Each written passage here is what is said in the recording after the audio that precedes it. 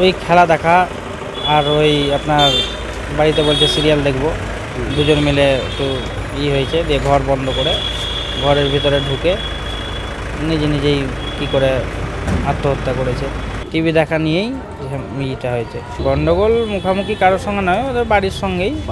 বাড়িতে বলছে সিরিয়াল দেখবো, ও বলছে খেলা দেখবো, দিয়েই ওই রকম করে ঘরের ভিতরে ঢুকেছে। ঢুকেই 7টা নাগাদ।